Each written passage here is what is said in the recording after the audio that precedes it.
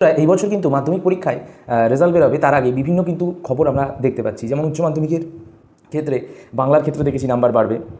তো এরকম কি মাধ্যমিকের ক্ষেত্রেও কোনো বিষয়ে তোমাদের নাম্বার বাড়তে পারে, অথবা মাধ্যমিকের ক্ষেত্রে কোনো বিষয় তোমাদের কোনো বিষয় অতিরিক্ত নাম্বার দিতে পারে, অথবা পাশের হার বাড়তে পারে সেই বিষয়টিতে।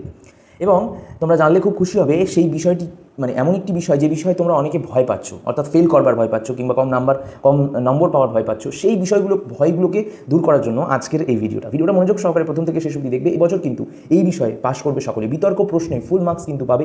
পর্ষদ খুশির খবর কিন্তু খাতা নিয়ে দিয়েছে। আজকের ভিডিওতে শেয়ার করবো। ভিডিওটা মনোযোগ সহকারে প্রথম থেকে শেষ অবধি স্কিপ না করে দেখবে। ভালো লাগলে অবশ্যই একটি লাইক করবে। চ্যানেলে প্রথম হলে চ্যানেলটিকে সাবস্ক্রাইব করে পাশে নোটিফিকেশন বেল আইকনে প্রেস করে অল অপশনে ক্লিক করে আমাদের এই পরিবারের সদস্য হয়ে যাবে। তো সবার প্রথমে চলো আমরা দেখে নেবো যে কোন বিষয়টিতে কত মার্কস মানে তোমাদের আর কি তোলার জন্য মানে কোন কোন প্রশ্নে মার্কস দিচ্ছে তোমাদের, কি কোন কোন বিতর্ক প্রশ্ন ছিল, পর্ষদ এই বিষয় নিয়ে কী সিদ্ধান্ত দিয়েছে, কঠিন প্রশ্ন যেগুলোতে হয়েছে সেগুলোতেও মার্কস দেবে, তো সিলেবাস বহির্ভূত কিনা সেগুলো পর্ষদ কিন্তু জবাব দিয়েছে। সব প্রশ্নের উত্তর একসাথে এই ভিডিওতে দেখে নাও।